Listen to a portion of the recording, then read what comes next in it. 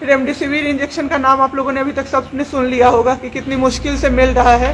Doctor ने वहाँ suggest किया, मेरे दो पेशेंट थे वहाँ, हमने बहुत मुश्किल से अरेंज किया। जब वो इंजेक्शन मिला तो एक दिन रात को जब इंजेक्शन देने लगे, हाफ इंजेक्शन फ्लोर पे गिरा दिया उन्होंने। हमने कहा कि इतना महंगा इंजेक्शन है, इसी का असर होके ठीक होते ये आपने कैसे गिरा दिया। उन्होंने कहा कि 50,000 का भी गिरा देता ना तो तुम कुछ नहीं कर पाती अभी। हम लोग चुपचाप वहाँ से सर हट गए। थोड़ी देर बाद वहाँ पे मेरे हस्बैंड को मैंने देखा कि उन्होंने 2-3 बार पॉटी किया था, यूरिन पास किया था, कोई क्लीन करने नहीं आ रहा था सर। 6 घंटे से वो उसी गंदगी पे पड़े हुए थे। उन्होंने मुझे फिर फ़ोन किया, बस फ़ोन कर पाते थे सर, बोल भी नहीं, बस मिस्ड कॉल आती थी, मैं समझ जाती थी कि कुछ परेशानी है उनको। जब मैं गई तो मैंने देखा पूरे गंदे बेड पे मेरे हस्बैंड 6 फीट 2 इंच के सर, पूरे गंदे पे वो सोए हुए थे सर। मैंने ज़बरदस्ती सबको बुलाया। एक आदमी था ज्योति कुमार करके, ज्योति कुमार, सब लोग ध्यान से इसको कवर कीजिए। ज्योति कुमार एक कंपाउंडर था वहाँ पे। कौन सा हॉस्पिटल का नाम? Glocal hospital Bhagalpur. Jyoti Kumar compounder है वहाँ का, मतलब जो अटेंडेंट सब होते हैं ना वो है, लड़की नहीं है लड़का है ज्योति कुमार। उसको मैंने रिक्वेस्ट किया कि भैया प्लीज़ आप मेरे हस्बैंड की मदद कर दीजिए, रात में ये लोग रुकने नहीं दे रहे हैं मुझे अपने पास, इनके पास। उसने बोला ठीक है ज़रूर मदद करूँगा, ये कह के, और मैं अपने हस्बैंड से बात करने लगी, इशारे से ही वो बात कर रहे थे, मैं बोल रही थी। अचानक से मेरा दुपट्टा खिंचाया बहुत ज़ोर से। मैंने सोचा क्या हो रहा है, जब मैंने पीछे मुड़ी तो मेरे कमर पे उस आदमी का हाथ था और मेरा दुपट्टा वो ज्योति कुमार खींच रहा था।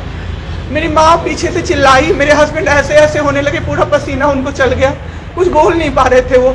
जब हम लोग ठीक थे ना, मैं बाहर निकलती थी ना, कोई मुझे ऐसे देखता था ना नॉर्मली ही तो कहते थे आंख निकाल लूंगा, क्या सोच के इसको देख रहे हैं। और मेरे हस्बैंड उस दिन बेड पे पड़े हुए देखते रहे कि मेरी वाइफ का कोई दुपट्टा खींच रहा है। और जब मैंने उस आदमी को देखा ना तो वो मुस्कुरा रहा था। मैंने ऐसे दुपट्टा खींचा और मैं कुछ नहीं बोल पाई डर से कि मेरे हस्बैंड यहाँ पे है, मेरी माँ यहाँ पे है, ये लोग कुछ कर देगा, इस डर से मैं कुछ नहीं बाहर निकली। मैं बाहर निकल के मैं दम से बैठ गई। वो आदमी मेरे पास फिर आया, मुस्कुरा के बोला मैं ध्यान रखूंगा। मैंने बोला ठीक है भैया आप ध्यान रखना।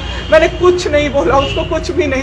2-3 दिन बाद ऐसे ही कोई सुविधा नहीं, कुछ नहीं। मेरे हस्बैंड की तबीयत उस दिन से बिगड़ी जब रात के 2 बजे में मेरी मदर के बगल वाले बेड पे एक अंकल, मास्क उनका हट गया था और वो अंकल चिल्ला के नर्स को बुला रहे थे और मेरी मम्मी चिल्ला रही थी जल्दी आइए ये मर जाएंगे, जल्दी आइए ये मर जाएंगे। कोई नहीं आया और अंकल ने दम तोड़ दिया। ऐसे 3-4 लोग उस 2-3 दिन के अंदर दम तोड़े हैं बिना केयर के, बिना नर्स के आए। सारी नर्स टेबल कुर्सी लगा के सो जाती थी, कहती थी पागल हो गए हैं हम ही, अब मर जाएंगे इस कोरोना के चक्कर में, अब तो क्यों जॉब कर रहे हो, छोड़ दो, आपकी जगह कोई और आ जाएगा।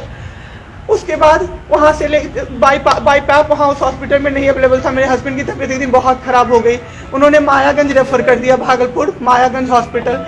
हम लोग अभी मायागंज आए, मायागंज की और हालत ख़राब, आईसीयू में 4 बेड था। मेरे हस्बैंड के बगल वाले बेड पे 4 लोग 6 से 7 घंटे में 4 लोग ख़त्म हुए। क्यों ख़त्म हुए?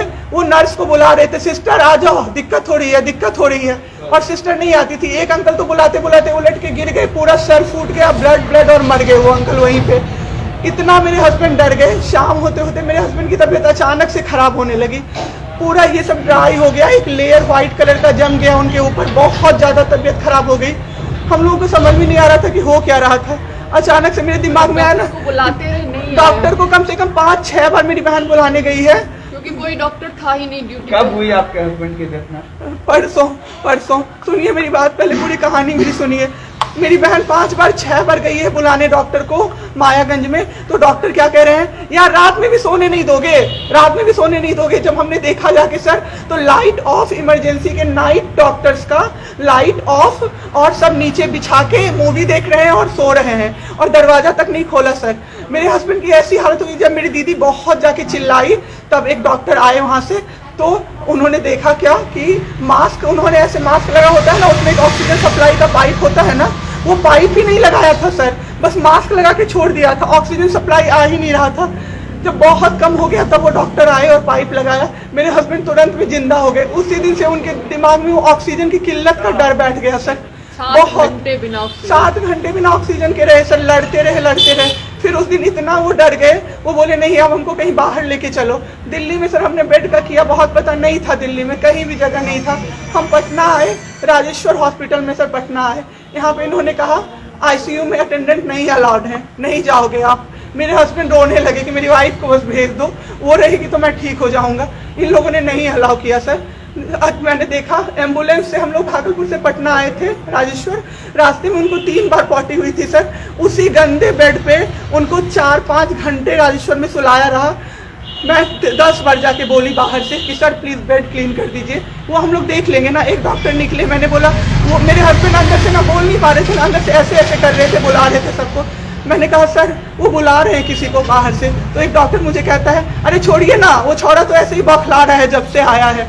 मैं उस समय कुछ नहीं कर पाई सर। उसके बाद उनका ऑक्सीजन लेवल जब 37 हो गया, तब मेरे साथ मेरी दीदी थी, मेरे जीजा जी थे और मेरे जेठ थे।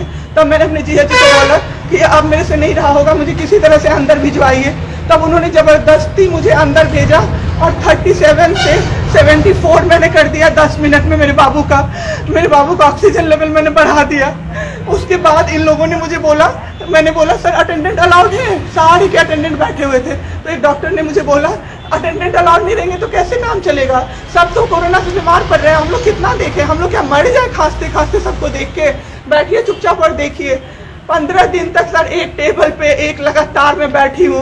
आज 1 महीना पे मैंने ब्रश किया है सर, 1 महीने पे ब्रश किया है मैंने। बाबू को बहुत ठीक कर दिया, इतना स्ट्रॉ लगा के सर, मास्क के अंदर से स्ट्रॉ लगा के बाबू को मैंने जूस दाल रोटी सब कुछ पिलाया सर। इतने ठीक हो गए ना कि जो डॉक्टर फर्स्ट डे बोला था ये बचेगा नहीं, वो डॉक्टर सर 3-4 दिन बाद कहता है टचवुड क्या कर दिया आपने इनके साथ, ये तो एकदम ठीक हो गए, गजब का फाइट दिया आप दोनों ने मिलके।